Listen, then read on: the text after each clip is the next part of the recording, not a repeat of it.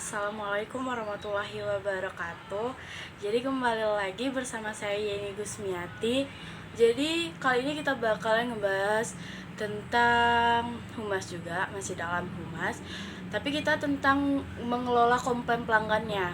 Nah, teman-teman mahasiswa, dalam mata kuliah manajemen humas atau public relation, dan kali ini kita mengangkat satu topik dalam kaitannya bagaimana menjaga performa, menjaga atau memberikan layanan prima, sehingga perlu bagi kita sebagai lembaga, sebagai perusahaan, sebagai orang yang memiliki bisnis dalam memberikan satu perhatian terhadap komplain yang disampaikan pelanggan.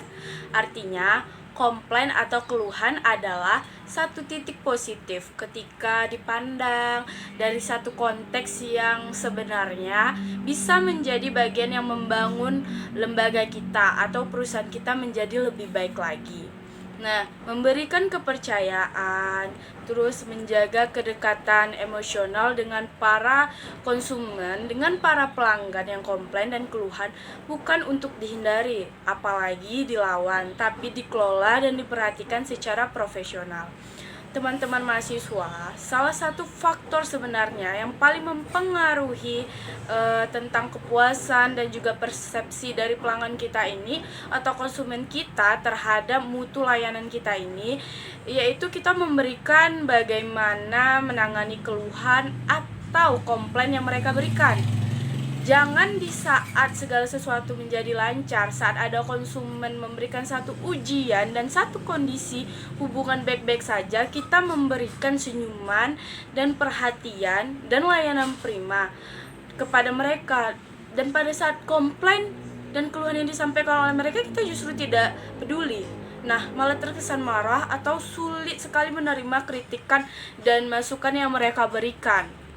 Yang jelas, bila seorang pelanggan ke tempat kita, kemudian mereka mengadukan soal persoalan mereka tentang masalah yang mereka hadapi nih, menyampaikan keluhan terkait tentang produk atau jasa yang kita berikan nih, jangan dipandang sebelah mata, apalagi kita marah, apalagi dia mengangkat kayak mana ya, mereka mengadakan itu tuh sering kali terjadi, kita cenderung menerima fungsinya, tetapi pada saat dikritik, pada saat diberikan keluhan atau mereka komplain, kita justru marah dan tidak peduli gitu.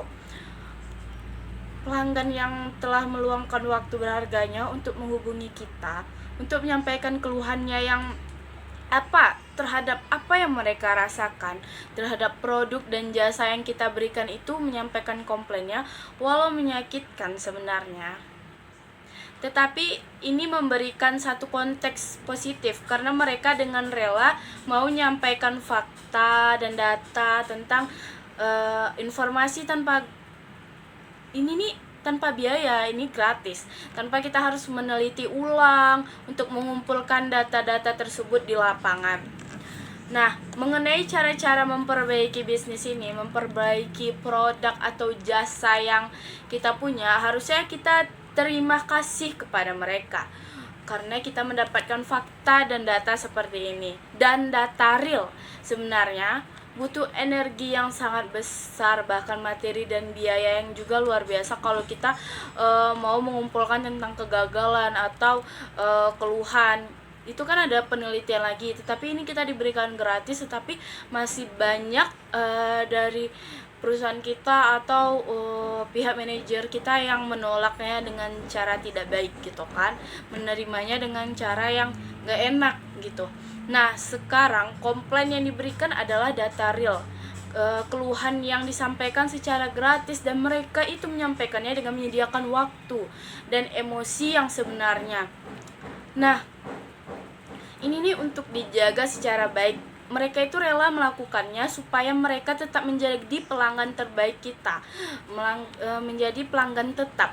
Kalau mereka mampu dan mereka mau menyampaikan komplain atau keluhan langsung ke kita, itu ada indikasi positif bahwa dalam jangka panjang mereka tetap ingin berlangganan dengan kita, ingin menjadi pelanggan kita. Jadi pertanyaan sekarang adalah, ketika ada pelanggan yang memberikan komplain, yang menyampaikan komplain, apa yang harus kita lakukan? Terima mereka dengan lapang dada, atau bagaimana? Nah, pelanggan ini yang telah meluangkan waktu berharganya untuk menghubungin kita itu untuk menyampaikan unek-unek keluhan dan komplain itu sebenarnya memberikan data dan fakta terkait informasi yang disampaikan secara gratis. Dengarkan apa yang mereka keluhkan, sebagaimana satu titik dan layanan maksimal prima kita terhadap pelanggan. Nah, bahkan di sana kita harus lebih aktif bertanya tentang informasi, apalagi komplain, apalagi terkait data dan fakta mengenai produk dan jasa kita. Apalagi masukan mereka ini, catatan mereka, dengarkan semuanya dengan baik, pastikan apa yang sesungguhnya diinginkan oleh pelanggan kita ini. Dan kemudian kalau misalnya ada yang mau diperbaiki lagi, kalau bisa ada satu tuntutan sebenarnya kita untuk memenuhi harapan dan aspirasi mereka. Nah, kunci manajemen atau mengelola keluhan atau komplain ini pelanggan terletak pada staf atau pada orang atau pada karyawan. Kalau kebetulan dia menyampaikan langsung ke kita sebagai pemilik atau karyawan yang tidak terlatih atau sense of belonging-nya terhadap bisnis kita, terhadap perusahaan yang kita kelola sangat kecil, risikonya akan sangat besar, karena ketika itu ditolak atau justru marah, pelanggan akan menerima konsep ini menjadi satu kondisi bahwa urusan kita, lembaga bisnis kita yang kita kelola ini memang tidak bisa menerima masukan atau komplain. Berarti pelayanan kita hanya sebatas sesuatu yang baik. Ketika ada kondisi tingkat kepuasan mereka tidak terpenuhi, kita justru tidak mau mendengarkan. Dan ini akan menjadi corong sebagai iklan gratis yang berjalan, dan ini akan menjadi satu titik di mana informasinya sampai satu orang kepada ribuan orang lainnya. Nah, maka tunggulah waktu kita akan kehilangan pelanggan terbaik, dan jangka panjang ini pasti akan terjadi ketika kita tidak mampu mengelola dan menerima komplain dan juga keluhan pelanggan sebagai satu titik layanan positif, sebagai bentuk perhatian dari pelanggan dan konsumen kepada kita. Nah, satu teori yang barangkali kita dijadikan sebagai acuan, apa yang dijelaskan oleh Keegan dalam mengelola keluhan atau komplain yang disampaikan pelanggan, maka beberapa hal yang perlu kita perhatikan agar kita lakukan sebagai atau pemilik usaha, pemilik layanan, atau pemilik perusahaan dan lembaga. Nah, yang pertama itu dengan rela, dengan hati yang paling dalam, harus berani untuk meminta maaf. Maaf Bu, bahwa kita menyesali akibat jasa yang kita berikan, ada keluhan terhadap produk yang kita berikan, ada kegagalan.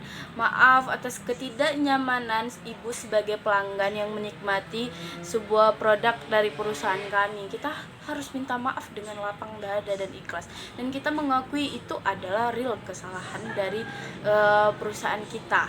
Nah, menyatakan yang kedua, ada menyatakan dan atau menyampaikan kembali dengan menggunakan kata-kata sendiri, menunjukkan bahwa kita atau Anda itu benar-benar memahami keluhan yang disampaikan oleh mereka, serta yang menyatakan hubungan kita itu paham dan menerima dengan lapang dada semua statement yang disampaikan, semua keluhan yang disampaikan oleh mereka. Komunikasikan kepada pelanggan bahwa pada saat yang sama kita justru menunggu kondisi-kondisi dan informasi-informasi seperti ini. Komunikasikan kepada pelanggan, kepada mereka secara jelas bahwa Anda memahami masalahnya dan bahwa kita semua menghargai apa yang dirasakan dan apa yang mereka ingin sampaikan. Nah, yang ketiga ini ada restitusi. Di sini pada tahap ini kita akan untuk memuaskan pelanggan, artinya bukan memuaskan memberikan kepada pelanggan apa saja yang memang mereka butuhkan. Sebagai bentuk kita menyesali karena kita kurang memperhatikan terhadap produk dan jasa. Sebagai bentuk layanan kita sebagai pemilik, berikan kepada pelanggan apa yang mereka inginkan dan apa yang mereka harapkan dari kita sebagai satu titik eksekusi untuk menyelesaikan keluhan tanpa harus merugikan kita. Artinya, kalau memang produk harus bisa diganti, kenapa tidak? Jadi jangan merasa takut rugi.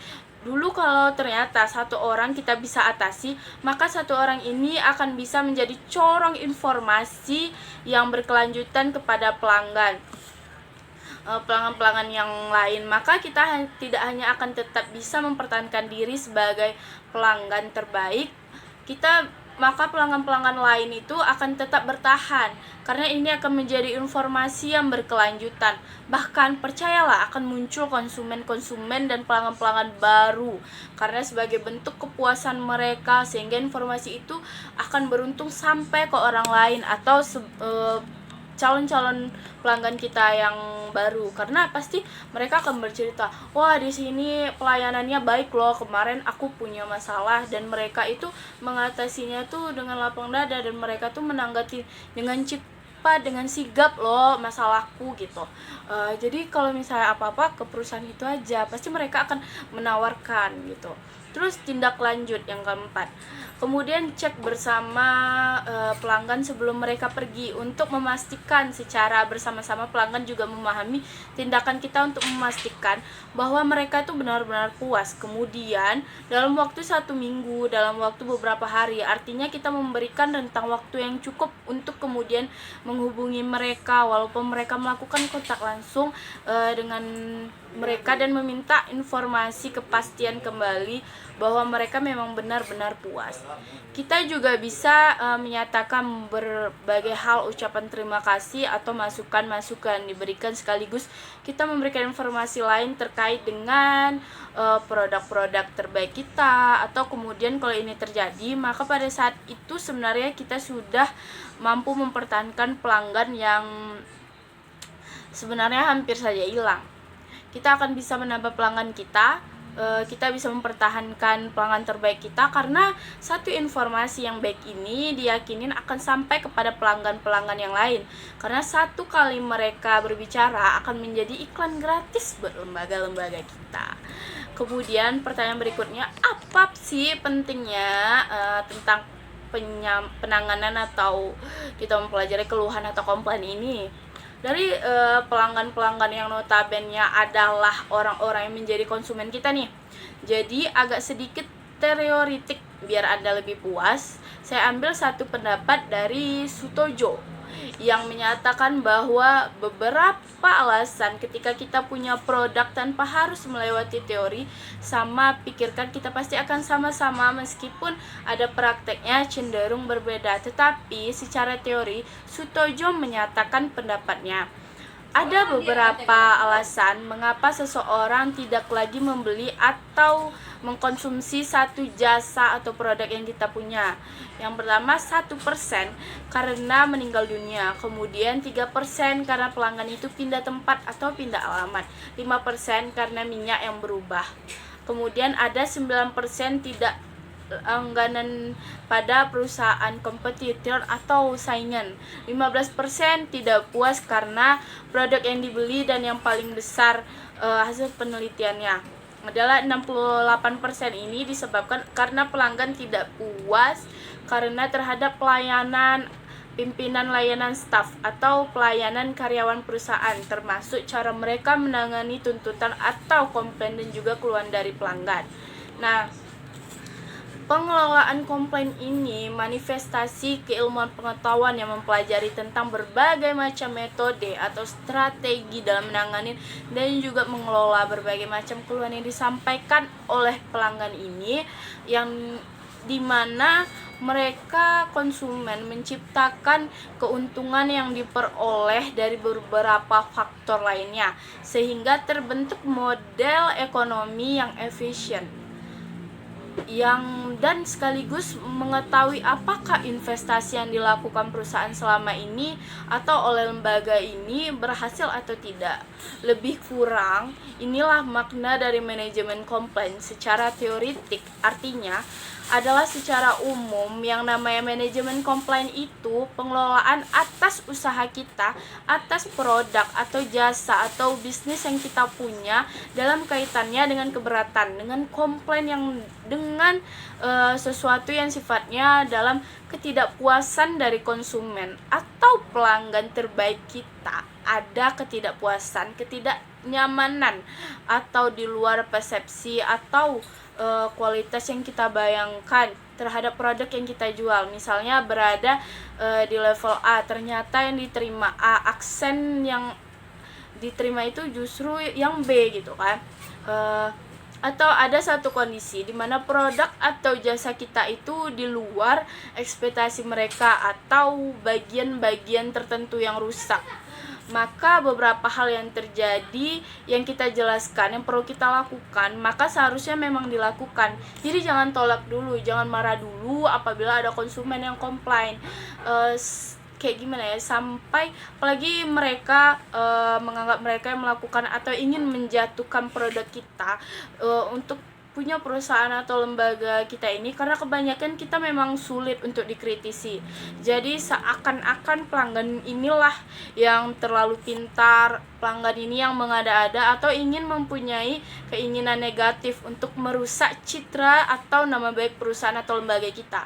Harusnya apabila ada komplain, kita terima dulu dengan lapang dada sebagai pelayanan kita, pelayanan prima kita, paripurna, bahwa mereka selama ini sudah menjaga dan sudah menjadi pelanggan yang terbaik buat kita.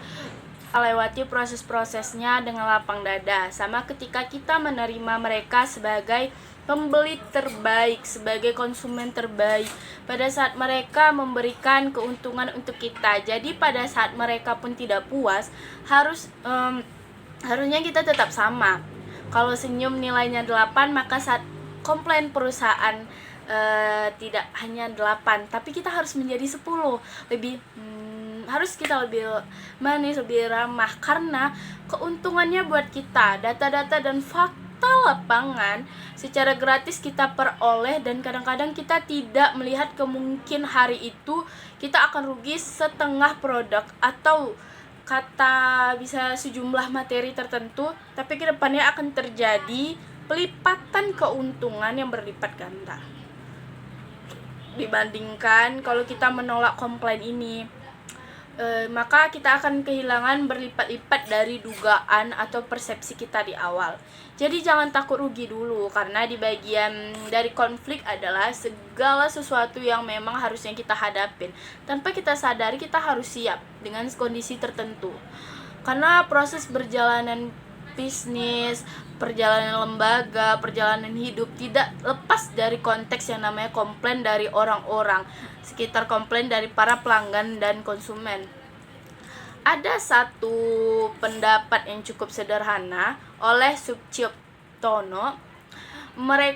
Dia bilang kalau bahwa manajemen komplain adalah bentuk penanganan atau penataan yang dilakukan suatu lembaga ketika yang proses menyelesaikan atau mengatasi atau reaksi ketidakpuasan atau ketidaksetujuan konsumen atau pelanggan terhadap kegiatan-kegiatan fungsi manajemen yang dilakukan tidak efisien dan efektif oleh perusahaan tersebut. Misalnya terhadap produk dan jasa, sehingga ekspektasi atau apa yang mereka terima di luar apa yang mereka pikirkan. Jadi kalau A ada pikiran mereka yang diterima B adalah semua orang yang akan komplain. Sama dengan kita, kalau quality yang ekspektasi pelanggan adalah A tapi yang diterima B kan, atau barang beli dengan kualitas A ternyata ada rusaknya, ketidakpuasan itu terjadi. Jadi dari sekian banyak itu kita simpulkan bahwa manajemen komplain itu bisa kita sebut sebagai salah satu cara atau strategi yang digunakan oleh perusahaan atau lembaga dimanapun, apapun bentuk lembaganya, dalam menangani keluhan konsumen, yaitu memandang bahwa keluhan konsumen itu sebenarnya merupakan kesempatan yang besar bagi pihak perusahaan atau lembaga untuk mempertahankan konsumen terbaiknya melalui proses penanganan yang luar biasa, penanganan keluhan yang efektif yang dapat menjadikan informasi-informasi yang berasal dari keluhan konsumen tersebut. Jadi walaupun bentuknya adalah keluhan, tapi ini adalah satu titik yang positif sebagai satu landasan dalam mengembangkan kegiatan perusahaan atau lembaga yang menjadi lebih baik. Jadi berdasarkan catatan itu, kita pasti akan berpikir bagaimana membuat komplain itu tidak terjadi lagi. Ketika komplain terhadap kualitas itu akan menjadi kualitas terbaik di kemudian hari. Ada beberapa prinsip dalam proses penanganan atau manajemen komplain yang kita berikan. Misalnya namanya juga prinsip, berarti memang tidak bisa dihindari atau harus dilakukan. Yang pertama, penanganannya harus sesegera, jangan ditunda-tunda atau kalau saat itu komplain, maka saat itu disampaikan. Maka saat itu harus ditangani prosesnya saat sudah dimulai. Jadi jangan tunggu besok atau lusa untuk melihat hal yang terjadi. Karena sulit bagi kita untuk menghantam atau menghambat energi negatif yang akan bisa muncul akibat ketidakpuasan pelanggan. Sehingga menjadi corong informasi negatif yang akan bisa muncul akibat ketidakpuasan pelanggan, sehingga menjadi informasi negatif kepada konsumen yang lain. Penanganan segera ini prinsip yang paling penting dalam manajemen komplain. Jika keluar di saat proses pelayanan, maka waktunya adalah esensi untuk mencapai pemulihan penuh. Nah, yang kedua, prinsip kemampuan untuk mengatur komplain. Kemampuan mengatur komplain harus punya energi, punya skill yang perlu didesain sedemikian rupa, atau menangani komplain sangat penting bagi suksesnya penyelesaian masalah-masalah yang dihadapin pelanggan, yang notabene itu dalam masalah perusahaan kita dan kecepatan penjelasan resolusi suatu masalah. Maka kemampuan mengatur atau menangani komplain biasanya diserahkan pada lini depan dan ditangani dengan baik, harusnya ditangani baik oleh perusahaan atau lembaga. Nah, yang ketiga, daya tangkap. Daya tangkap kita berarti komplain akan diselesaikan secara cepat, memang responsif. Jika komplain tidak dapat diselesaikan secepatnya, maka setidaknya perusahaan mengkomunikasikan fakta ini kepada pelanggan, bahwa kita akan melakukan penanganan, kita akan menerima dan segera melakukan eksekusi atas komponen yang mereka sampaikan. Dua hal yang harus dilakukan oleh perusahaan adalah, satu, tanggapin dengan segera. Terus kemudian yang kedua adalah apa yang kita lakukan, dan yang harus kita lakukan itu harus memuaskan keinginan mereka gitu.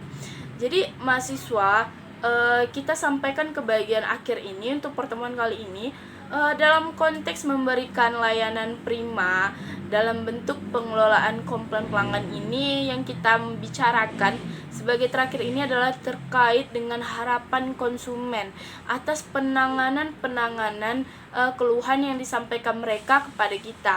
Dalam melakukan atau menyampaikan keluhan, konsumen sebenarnya memiliki harapan yang luar biasa atas keluhan yang mereka utarakan tersebut. Yang jelas, secara spesifik, konsumen mengharapkan kejujuran dan kewajiban dari pihak perusahaan dalam menangani setiap keluhan atau ketidakpuasan yang mereka sampaikan.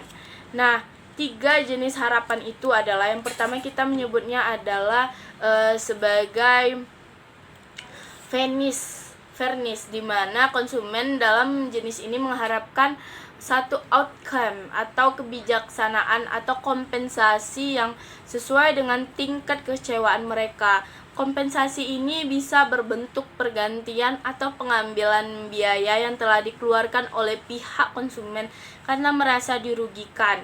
Terus ketidakpuasan atas apa yang mereka terima dengan apa yang mereka keluarkan. Memberikan pelayanan secara cuma-cuma dengan permintaan maaf dan pergantian dengan pelayanan yang lainnya yang kita sebut sebagai outcome fairness. Nah, yang kedua bentuknya adalah jenis yang procedural fairness. Selain harapan atau kompensasi yang setimpal, konsumen sebenarnya juga mengharapkan satu kebijaksanaan dan peraturan perusahaan serta proses keluhan yang tidak menyita waktu terlalu lama. Konsumen sangat mengharapkan aksen yang paling mudah dan yang paling cepat dalam proses penyampaian keluhan mereka tersebut, dan konsumen juga tidak mengharapkan rasa kecewa mereka tersebut secara cepat diselesaikan. Jadi jangan lama-lama sehingga menampakkan kekecewaan mereka atas layanan yang kita berikan kepada mereka berlipat ganda atas perusahaan kita. Akibat lambatnya penanganan atas komplain yang mereka berikan ini yang disebut sebagai prosedur fairness. Jadi prosedurnya harus dipermudah dan dipercepat. Yang ketiga menyebutnya sebagai instruksional fairness. Di samping harapan-harapan konsumen juga mengharapkan untuk diperlakukan secara sopan. Konsumen juga diharapkan diperlakukan ramah dan jujur. Kemudian bentuk keadilan ini yang sebenarnya sangat mendominasi sikap konsumen terhadap hasil atau organ dan proses atau prosedur dalam penanganan keluhan pada perusahaan. Jadi kita ini misalnya ada komplain atau permasalahan yang sampai ke kita, jadi kita harus menanganinya dengan mudah. Kayak gimana ya, kita harus ramai, kita harus senyum. Yang biasanya pelayanan kita senyumnya jadi 8, harusnya jadi 10. Jadi kita nggak boleh merengut, kita nggak boleh merasa nggak suka dan merasa produk kita ini selalu benar dan selalu bagus. Enggak seperti itu konsepnya. Jadi kita harus ramah, kita harus terima dengan apa adanya. Ya, maaf kesalahan kami, kita harus minta maaf secara ikhlas, dan kita harus menenangkan si konsumen kita, bahwa kita meyakinkan bahwa ini tidak akan terjadi lagi dan ini akan kita perbaiki dengan lebih cepat, Bu, gitu kan. Jadi itu sekian materi kita tentang mengelola komplain pelanggan. Jadi apabila ada kesalahan kata mohon dimaafkan. Kita ketemu lagi pada pertemuan depan. Tentang materi apalagi ya nanti ya. Teman-teman, thank you yang udah nonton. Jangan lupa like and subscribe.